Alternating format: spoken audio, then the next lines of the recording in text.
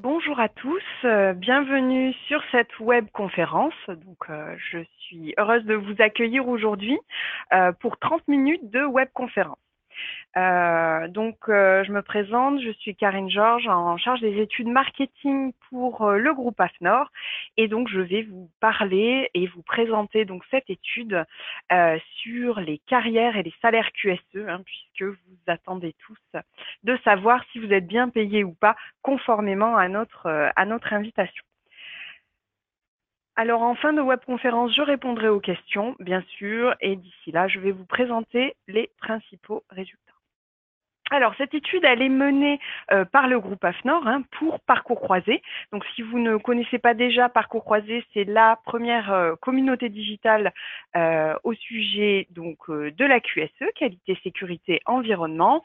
Et nous avons voulu mener une grande étude quantitative. Donc, c'était une étude quantitative, c'est pour ça que je vais vous présenter des chiffres avec un questionnaire. Donc, vous avez tous répondu. Donc, normalement, vous y avez passé de 10 à 15 minutes, parfois un petit peu plus. Cette étude, elle était adressée à tous les professionnels QSE. Alors, quand je dis tous les professionnels QSE, à ce stade, c'est un petit peu un abus de langage pour dire tous les professionnels qui ont dans leur sujet la qualité, la sécurité, l'environnement, mais ça peut recouvrir beaucoup d'autres thèmes. On le verra par ailleurs.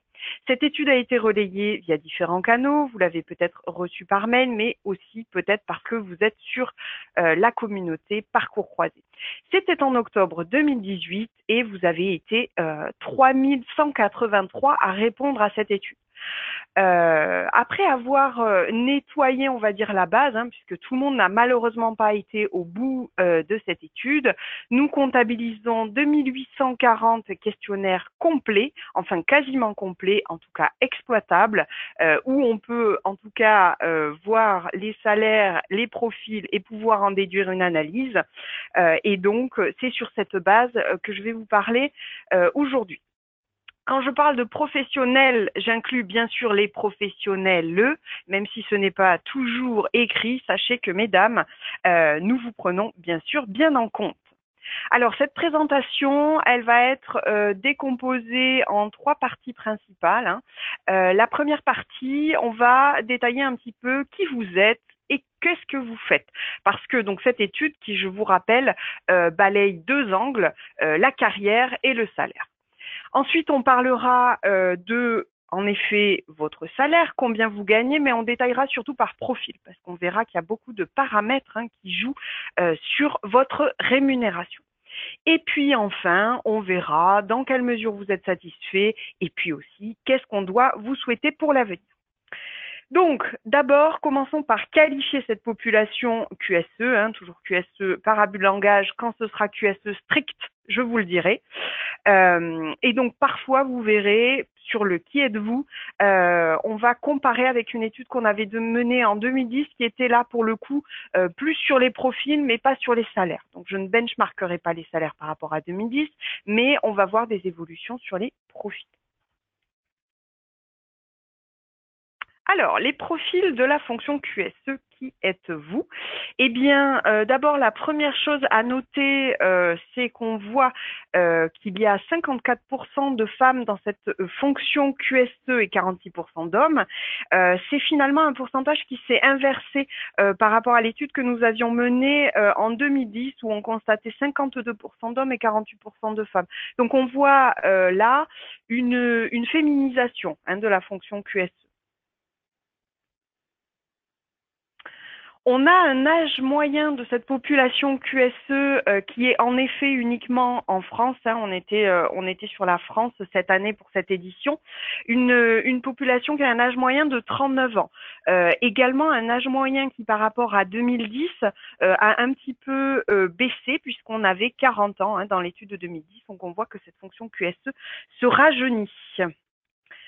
Et enfin, cette population QSE, vous tendez à vous professionnaliser.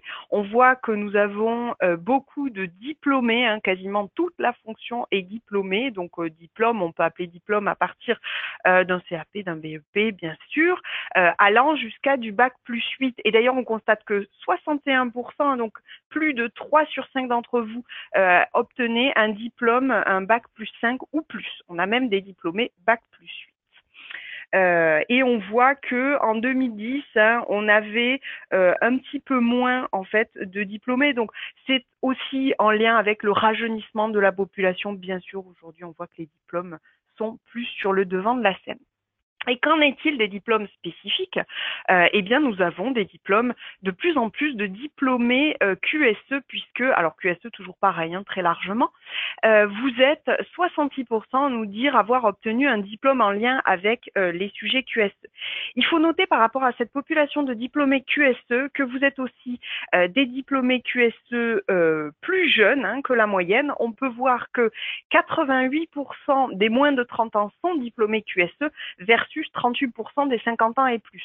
Donc ça a vraiment donné un coup de professionnalisation également au métier avec une formation plus solide dans les sujets, contrairement à avant où les formations étaient moins récurrentes et on se formait un petit peu plus sur le tas ou tout au long avec des formations professionnelles. Ces diplômes QSE sont le plus souvent menés en université, hein, pour 1 sur 2 d'entre vous, mais également en école d'ingénieur. Enfin, vous êtes en poste depuis en moyenne 5 ans hein, sur ce poste dans l'exercice de ces fonctions, mais vous avez une expérience globale en moyenne de 9 ans et demi et qui a été acquise dans environ 2 organisations. Vous êtes plutôt fidèle. Et enfin, on notera que vous êtes très nombreux à être en CDI, mais vu le volume que nous avons de répondants, nous pouvons également aller voir ce qui se passe en CDD. On le verra juste après. Et puis, vous êtes 67% à être cadre. Donc, vous voyez que dans cette étude, nous prenons en compte tout le monde et c'est plutôt ça qui est intéressant par rapport à tout ce qu'on peut voir en la matière de rémunération en tout cas. Les organisations dans lesquelles vous travaillez, je vais passer extrêmement vite parce que là, on va pas typer en fait votre fonction par rapport à ça, mais on notera que dans notre étude, 9 professionnels sur 10 travaillent dans le secteur privé. Qu'on a la moitié d'entre vous qui sont dans des TPME, enfin ce qu'on va raccourcir par TPME, c'est-à-dire des structures allant jusqu'à, on va dire, 249 collaborateurs. On en a quand même un tiers d'entre vous qui est en ETI, enfin ou en tout cas une taille, hein, parce que je raccourcis par ETI, mais bien sûr on a pris en compte le public, donc une taille de 250 à 499 salariés. On peut noter qu'un tiers d'entre vous quasiment travaillent en industrie manufacturière, donc on a une surreprésentation hein, de ce secteur. Et puis arrivent bien après les autres activités de service, de la construction, et tout type d'activités sont représentées dans cette étude. Les régions également, hein, nous avons des lectures sur toutes les régions, même si on ne va pas aller détailler toutes les régions, on fera un distinguo Île-de-France, province. À noter que pour la Corse, on n'a pas de benchmark puisqu'on n'avait que 3 répondants Corse. Alors, comment se situe votre métier dans votre organisation? Eh bien, d'abord, on a voulu savoir quel était votre rattachement, en fait, votre fonction, à quel service ou à quel département elle se rattache. Alors, on peut noter que 26% d'entre vous êtes rattachés à un département QSE hein, au sens large ou QSSE, QHSE, QHSSE. Donc, c'est le rattachement principal quand on recode, hein, puisque c'était là une question ouverte pour vous permettre d'être le plus proche de la réalité possible. On a également 21% qui nous disent être dans un département qualité, strictement qualité. Viennent ensuite un rattachement, mais on voit un petit peu plus loin à une direction, qu'elle soit générale, qu'elle soit métier, qu'elle soit site ou régionale, ou à un autre service qualité avec une autre thématique. Hein. On peut avoir des mix sans l'environnement ou avec d'autres thématiques. Vous êtes dans des organisations, pour la plupart, en tout cas pour quasiment un tiers, où vous êtes seul, vous fonctionnez avec un seul professionnel. Mais il faut savoir que quand même, en moyenne, on a 11 collaborateurs sur les sujets QSE et une médiane à 3. Ici, on vous sort la médiane tout simplement parce que la taille des organisations est extrêmement dépendant. En fait, cet élément-là dépend beaucoup de la taille de la structure. Hein. Bien sûr, on a par exemple 2 professionnels en moyenne en PME quand on en a 36 en QSE. Et vous le verrez, cette taille en fait de service a un lien derrière avec votre rémunération, donc c'est plutôt important d'en parler. Et enfin, on a voulu savoir si votre service, votre département, en tout cas là où vous êtes rattaché, si vous vous occupez intégralement de sujets QSE au sens large ou si vous aviez beaucoup d'autres sujets à traiter. Ce qui est assez intéressant à noter, c'est que 56% d'entre vous nous disent que être focalisé en fait sur les sujets QSE, mais ce chiffre est extrêmement variable en fonction notamment du secteur. On peut constater que dans l'industrie, ça monte à 61%, alors que dans le secteur public, on en a plus que 37% qui nous disent s'occuper en totalité de sujets QSE. Donc vous voyez déjà, ça donne une idée de comment est positionné votre métier dans l'organisation. Parlons maintenant de vous, du poste que vous occupez. Donc déjà, on avait posé 2 questions, à savoir votre titre et votre fonction. Concernant votre titre, on a une écrasante majorité de titres de responsable. Responsable n'étant pas forcément lié pour les QSE avec du management, mais pouvant recouvrir différentes réalités, différentes responsabilités. Donc, quand on parle de responsable, il est à noter qu'on en a encore plus en industrie, un peu moins dans les services, et on en a beaucoup moins dans le public. Par exemple, dans le public, on n'en a que 39% de responsables quand on en voit 56% dans le privé. Et ça, c'est un petit peu vase communicant avec le fait que on a, par exemple, plus d'ingénieurs dans le public quand on en a moins, bien sûr, dans le privé.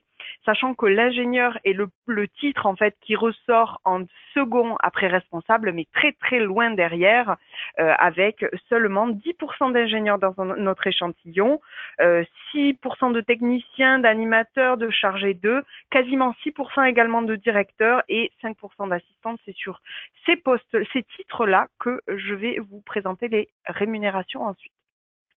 2 fonctions sortent du lot et c'est pas étonnant, on a vu par rapport au service de rattachement, c'est assez en ligne. On a un tiers de fonctions strictement QSE et 29% de fonctions qualité. Alors, à noter quand même, parce que ça influe derrière, que les QSE, c'est quelque chose de plus récent, parce qu'on voit qu'en fait, les tenanciers en fait de fonctions QSE ont tendance à être plus jeunes. On a une surreprésentation de la tranche d'âge de moins de 30 ans, quand les fonctions qualité, eux, sont en fait un peu moins jeunes. Hein. On a en tout cas moins de gens de moins de 30 ans. Les QSE ont tendance à être plus diplômés QSE quand les qualités qui sont à la fois moins jeunes mais sont aussi moins diplômés QSE. Donc tout ça influe derrière.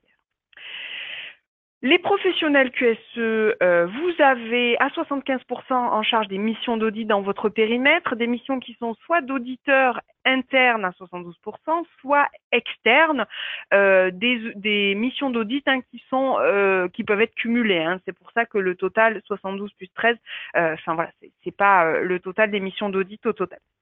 À noter que les auditeurs externes, on note une surreprésentation des hommes, alors que les auditeurs internes, on note qu'il y a un petit peu moins d'hommes et puis surtout, on a beaucoup plus d'auditeurs internes en PME.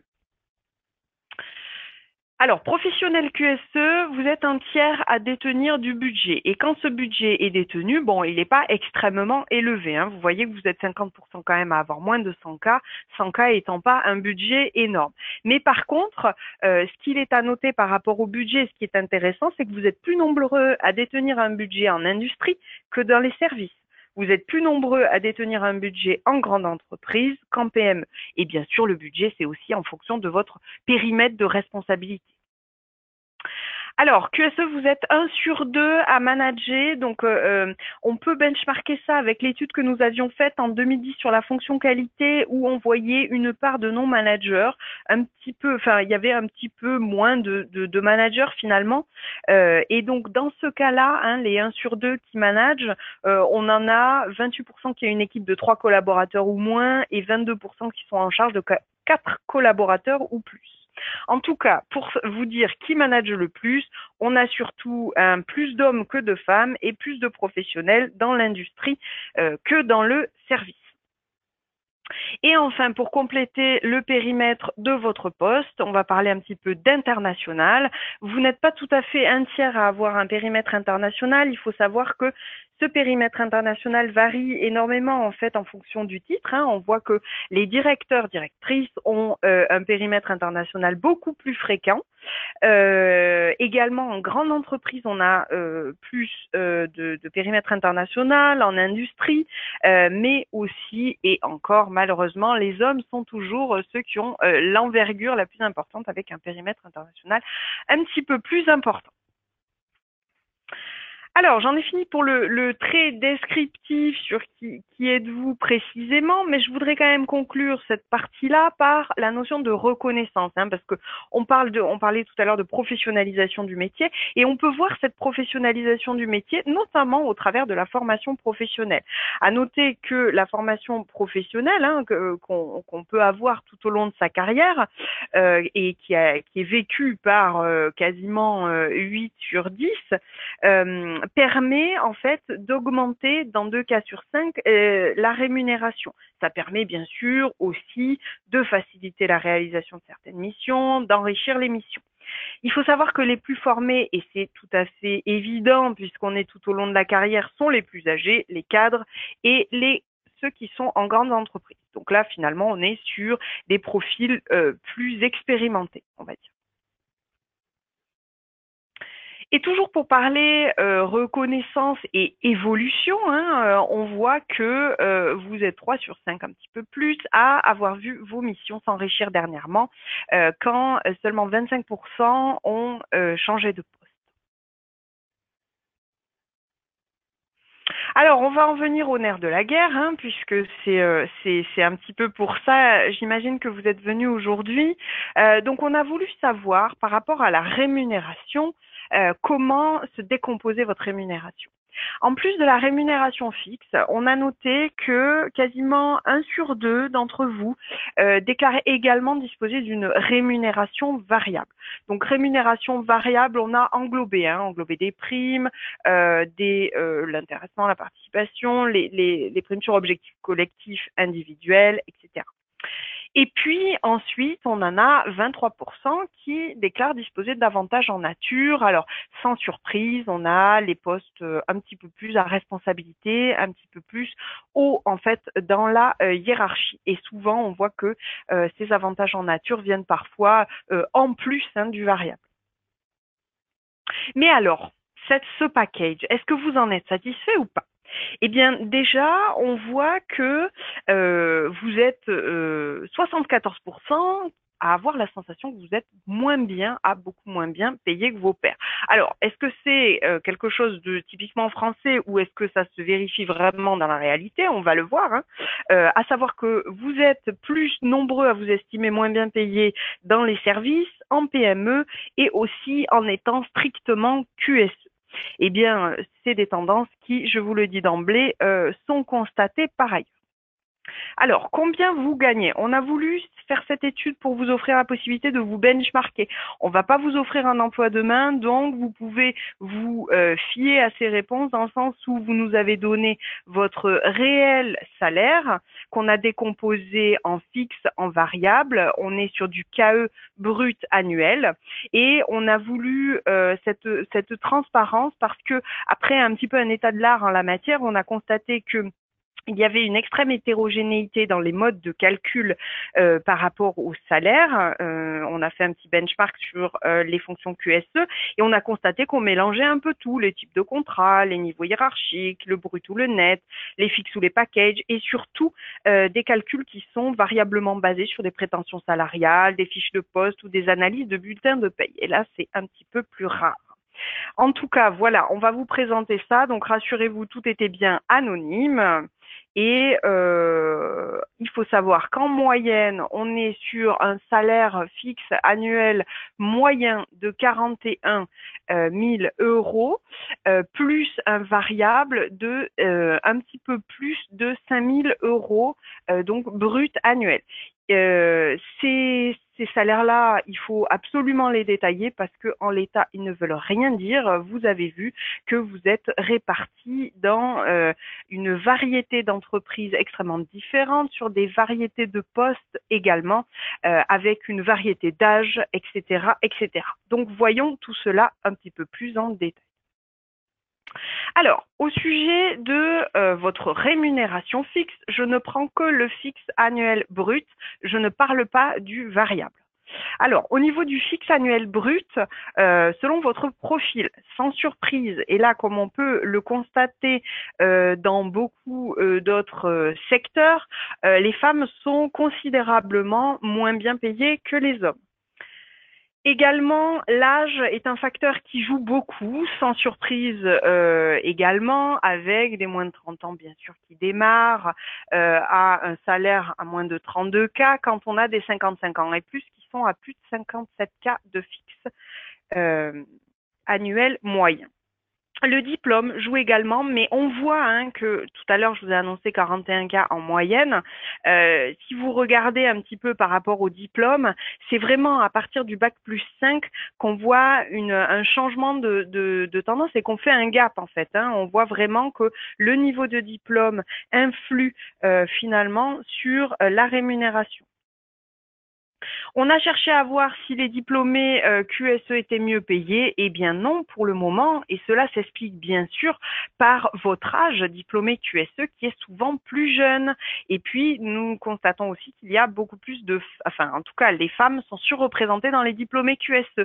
Donc ces deux points d'âge et de sexe expliquent qu'à aujourd'hui en tout cas le non diplômé QSE, qui est en moyenne plus âgé, gagne mieux sa vie qu'un diplômé QSE. C'est des tendances qui seront intéressantes à suivre dans l'avenir parce qu'ils risquent énormément, évidemment, de bouger.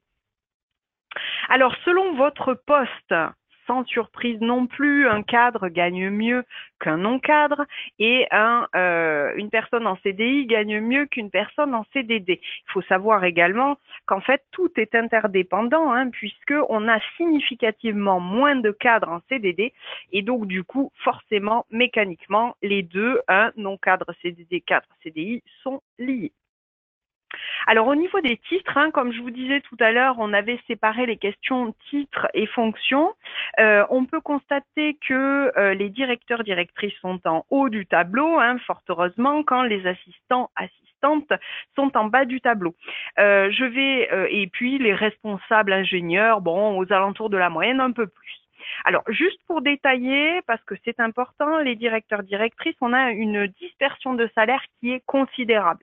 Et la raison va se trouver dans la taille de la structure. Nous avons des directeurs en TPE, donc des structures de moins de 9 salariés. Quand on est directeur en TPE, forcément, on n'a pas le même périmètre que quand on est directeur forcément dans un grand groupe. Donc, si vous voulez, ce 66 KE regroupe en fait des réalités qui sont différentes et qui vont d'environ 25K brut annuels jusqu'à 135K pour des plus grosses structures. Et à ajouter à ça un variable qui peut aller de 1K jusqu'à 80K. Donc vous voyez que là encore, c'est vraiment quelque chose de très dispersé et puis très variable. Par rapport aux assistants en bas de notre tableau, et je devrais dire assistantes, puisqu'on a 85% de femmes. Vous l'avez vu, les femmes étant moins bien payées, cela a une répercussion sur ce chiffre-là de 26K. Et puis, les assistantes sont plutôt plus jeunes que la moyenne. Au niveau des titres et fonctions, on a voulu croiser quand même pour que vous ayez un petit peu un benchmark, quelque chose qui tienne un petit peu plus la route. On voit que le responsable HSE arrive en haut du tableau quand le responsable QSE, voilà, il y a quasiment, il y a 4 cas d'écart, ce qui est assez considérable, mais il faut quand même noter, et je vous le rappelle, que tous ceux qui ont des fonctions QSE ont tendance à être plus jeunes et que l'âge joue sur le salaire. Donc ce résultat-là s'explique comme ça. En qualité également, on a un âge qui est un petit peu plus que la moyenne et donc du coup ça explique aussi ça. Les ingénieurs, ils sont en haut du tableau. Et pour autant, les ingénieurs, ils sont plus jeunes. Mais on peut constater qu'il y a plus d'hommes qui sont ingénieurs. Et puis, on est dans des plus grosses structures également. Donc forcément, on a tout de suite ce classement-là.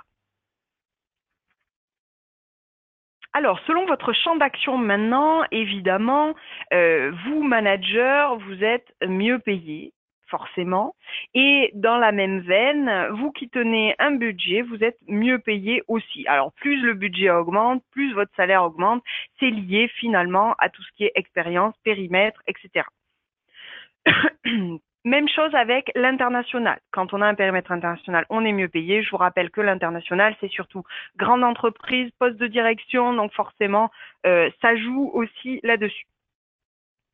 Les missions d'audit peuvent jouer, pas l'audit interne, hein, puisque l'audit interne, on est à peine au-dessus de la moyenne, mais l'audit externe, on a vraiment une répercussion sur l'audit externe. Et enfin, les sujets de travail, puisqu'on vous a demandé, si vous vous rappelez, toutes les thématiques qui étaient dans votre poste, les sujets secondaires, pas traités du tout ou prioritaires. Et on peut voir que si vous traitez de l'expérience client, de l'économie circulaire, de l'innovation ou de l'excellence de service, vous êtes plutôt mieux payé. Par exemple, je vous donne un exemple, celui qui traite de l'économie circulaire et qui en fait un sujet phare de son poste a environ 3 KE annuels bruts de plus que la moyenne. Alors, votre rémunération maintenant selon la structure. La structure joue énormément sur le salaire. Vous êtes professionnel QSE en entreprise, vous gagnez considérablement mieux, avec quasiment 10 K de plus que la moyenne. Vous êtes dans une structure avec beaucoup d'autres professionnels QSE, vous gagnez également considérablement mieux votre vie.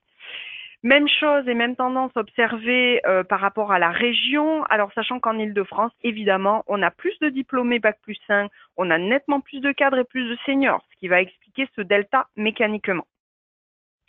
Et enfin, concernant les secteurs, je noterai un top et un flop. Un top avec des secteurs d'information et communication qui se trouvent en haut du tableau parce que beaucoup sont situés en Île-de-France et beaucoup ont des périmètres internationaux.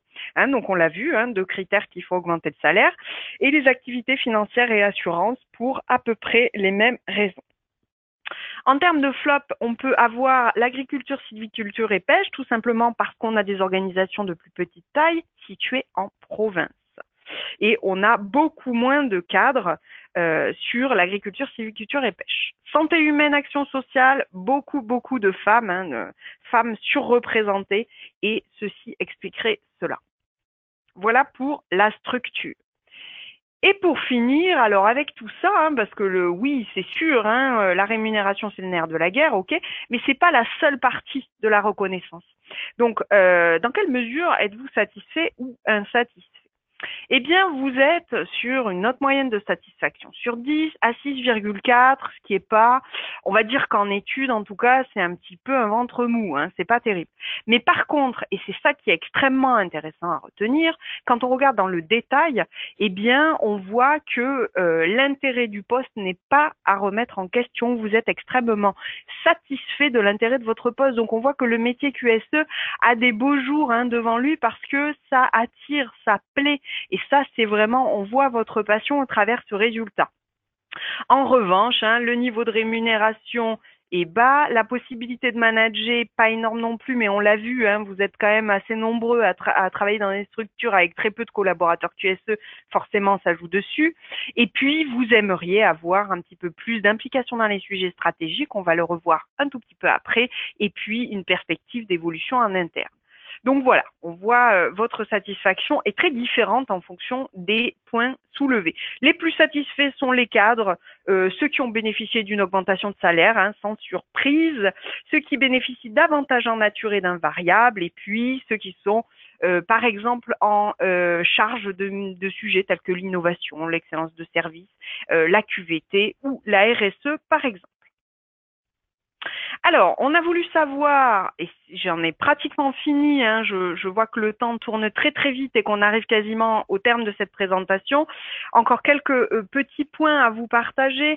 Sachez que ce que vous nous avez dit en spontané, on vous a demandé un mot pour qualifier la compétence clé du métier QSE au sens large pour exceller aujourd'hui. Vous nous avez cité L'adaptabilité en premier, donc là vous voyez, hein, les trois qui ressortent, c'est des soft skills hein, finalement, du savoir-être hein, en bon français. Donc du coup arrive en tête l'adaptabilité en lien avec l'écoute, la polyvalence, l'agilité, l'ouverture, la patience, beaucoup de savoir-être qu'implique cette fonction selon vous, mais également de la rigueur. Hein, de la rigueur, il faut être organisé, pragmatique, il faut maîtriser les choses. Et puis avoir des talents de communicant. Il faut savoir convaincre, il faut être diplomate et pédagogue quand on est en QSE. Et alors demain, on a voulu savoir, pour vous demain, c'est quoi qui fera bouger les lignes? Alors ce qui fera principalement bouger les lignes, c'est l'implication. Alors, vous nous avez pas parlé de votre implication, j'imagine que vous vous sentez extrêmement impliqué, mais par contre, vous nous avez parlé d'implication de votre hiérarchie, du management et de votre direction. Vous avez envie que ce soit mieux pris en compte. Parallèlement à ça, un outil, en tout cas, fera bouger les lignes de main pour vous, c'est le digital. Et ma dernière mon dernier petit retour, et là, je vais vous proposer un petit peu de verbatim pour illustrer tout ça, puisque c'était une question ouverte. À quoi vous rêvez finalement? Eh bien, vous rêvez à de l'évolution, vous souhaitez évoluer hiérarchiquement, vous souhaitez faire bouger vos missions et même aller vers de l'international. On en a beaucoup d'entre vous qui nous ont dit rêver à avoir un périmètre international. Vous êtes nombreux à nous parler de reconnaissance, hein, avec des témoignages extrêmement précis sur le fait de dire il faut que je recueille le fruit de mon travail, il faut que mon poste soit reconnu, mais aussi finalement euh, œuvrer dans une structure qui place les sujets QSE au cœur de la stratégie et pas en périphérie. C'est quelque chose sur lequel vous vous appuyez beaucoup et qui rejoint ce qu'on a vu un peu tout à l'heure avec le côté implication de la direction et du management. Également, vous avez, vous, QSE, besoin et vous rêvez à de l'indépendance. On a eu beaucoup de verbatim sur le côté je veux devenir consultant, que ce soit en interne dans mon entreprise, que ce soit en externe ou que ce soit à mon compte. Et du coup, hein, un verbatim que j'ai sélectionné spécialement parce qu'il y en avait beaucoup des comme ça, c'est également de l'indépendance qui peut partir aussi sur un autre métier. Vous avez fait parfois le tour de votre poste et souhaitez aller ailleurs. Ce n'est pas le plus gros des cas, mais il faut savoir le dire aussi. Comme dans tous les métiers, il y a un moment où on aspire à autre chose. Et enfin, vous rêvez à un équilibre. Concilier votre vie de famille et votre vie de travail est important pour vous. Gérer de l'organisation ou tout simplement mieux gérer sa vie. Alors, j'en arrive au terme de ma présentation. Juste avant de prendre quelques questions, je voudrais juste synthétiser ce qu'on vient de se dire parce que c'est important d'en rappeler quelques mots. En guise de synthèse, je vais vous dire que le métier QSE change de visage et bouge. On voit que le métier QSE se rajeunit, se féminise, mais aussi le métier QSE se professionnalise. On a une montée des diplômes en général, une montée du diplôme QSE en particulier. On a des formations spécifiques qui sont suivies tout au long de la carrière. Et puis le métier QSE, il étend clairement son territoire. On a des nouvelles thématiques qui sont traitées, on a un périmètre qui est souhaité plus international, puisque c'est votre rêve, donc on étend son territoire. Et enfin, et ça c'est vraiment ce qu'on voit au travers de cette étude et tous les verbatims qu'on a pu recueillir, c'est que l'intérêt des missions QSE, il est plus à démontrer. Vous êtes très satisfait de ce point-là, on l'a vu. D'ailleurs, la preuve est à lire dans votre fidélité sur les sujets QSE.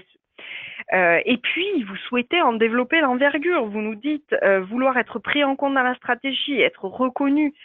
Donc, on le voit, hein, vous êtes les fervents défenseurs de ce métier. Donc, on imagine que ce métier a bien sûr un très bel avenir.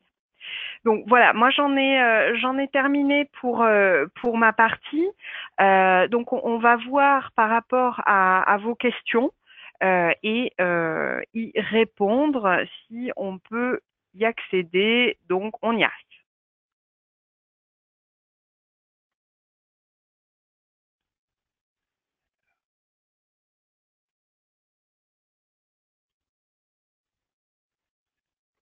Alors donc du coup je vais prendre les questions.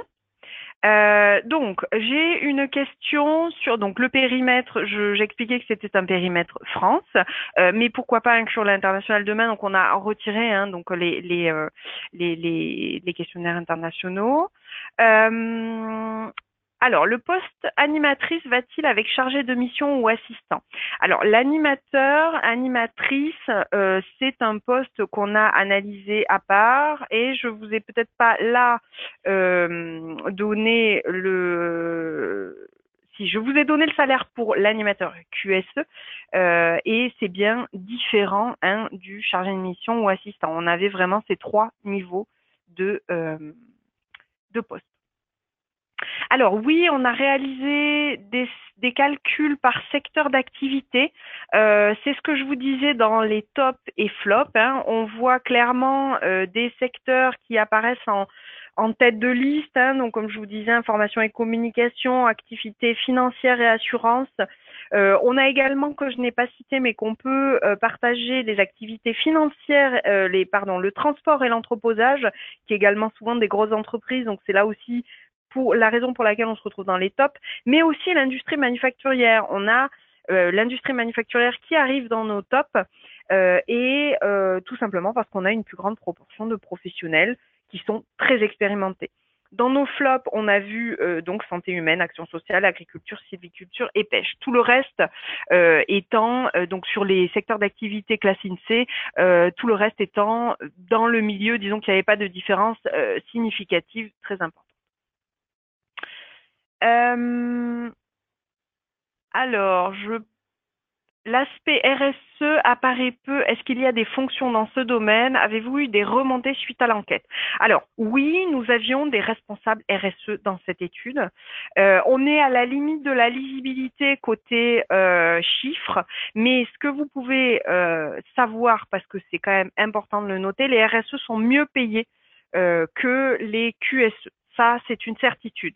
Maintenant, comme on est sur un échantillon réduit qui doit être de mémoire d'environ 40 personnes, je vous ai pas proposé les résultats ici. Mais oui, sachez que les professionnels tenanciers des sujets RSE sont plutôt dans le très haut du tableau. Peut-on recevoir la présentation? Oui, en effet, bien sûr, on va vous adresser le support. Et d'ailleurs, j'en profite pour vous dire que nous poursuivrons et vous pourrez poursuivre les débats sur la plateforme communautaire Parcours Croisé, qui est donc la plateforme spécialisée QSE et donc sur laquelle vous pouvez rencontrer pas mal de vos pairs. Et donc les débats pourront se poursuivre là. Vous aurez également accès à l'enregistrement, hein, donc tout ce que je viens de vous partager vous sera également adressé. Ensuite, avez-vous pu identifier une part du QSE polyvalent exerçant aussi des missions de production, exploitation et si oui, laquelle? À ce stade, on n'a pas détaillé, alors en fait, on n'a pas détaillé exactement toutes les missions des QSE, chose qui aurait pu en effet être faite, mais qui aurait pris un petit peu plus de temps et c'était pas tout à fait l'angle. Mais on a plutôt réfléchi par thématique. Et on voit en effet hein, que vous êtes en charge d'une multitude de sujets et que c'est pas parce que vous appelez QSE que vous avez strictement qualité, sécurité, environnement dans les thématiques à traiter. Voilà. Alors, je vais devoir arrêter ma présentation puisque j'imagine que nombre d'entre vous on enchaîne avec des réunions et nous de même. En tout cas, je voulais vous dire que j'étais ravie de conduire cette étude sur cette fonction qui est toujours aussi passionnante et qui est dans notre cœur de métier et qu'on ne cesse d'écouter et d'étudier parce que c'est vraiment très intéressant. Et donc du coup, on poursuivra comme proposé les débats sur Parcours Croisé. Je vous invite à vous connecter pour ceux qui n'y seraient pas.